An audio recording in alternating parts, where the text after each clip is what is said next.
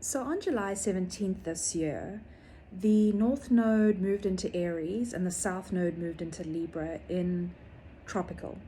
And I certainly felt that shift in my being. And I think it's important to speak about today because Aries is the first sign of the zodiac, and it's the I am. It's the thing that you are and you have always been. It might have been a big energy that you didn't know how to, it might have got you into trouble in life. It might have been the thing that people kind of shamed you for.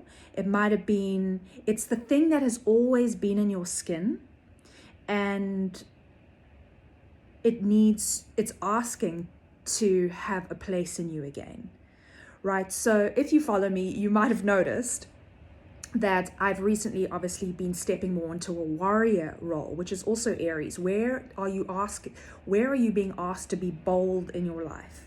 So that depends on what house Aries is in for you. So Aries for me is in the 9th house, which is the house of philosophy, spiritual wisdom, religion, higher knowledge, right? And the South Node's in Libra, which is in my 3rd house of communication, right? So for me, in my makeup, my astrological cellular makeup, obviously I am becoming more Aries and straightforward and a lot more direct about philosophical, religious, higher wisdom stuff with my voice, with communication. All right, that's how it is for me. So I would advise looking at your own chart and figuring out where is your Aries, what house is it in, where is your Libra, and what house is it in, and maybe it's going to give you a clue. And you probably already know. That's the thing about astrology, it's already happening in your life. You don't need to go look at astrology to understand what's happening in your life. It just verifies what's already happening.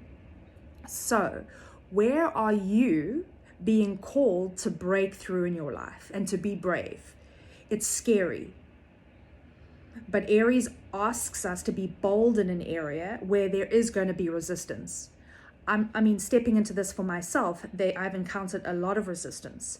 And because we're in the root and the sacrum area of our annual hero and heroine's journey, that's big emotions. It's felt in the body. I've had to have a very deep relationship with my body in the past few weeks. I'm constantly releasing my psoas, the soul muscle. I'm constantly with my nervous system. I'm constantly in somatic awareness to help my body relax as a whole new archetype is coming through. A whole new archetype brings a whole new paradigm, but that must break through into the flesh.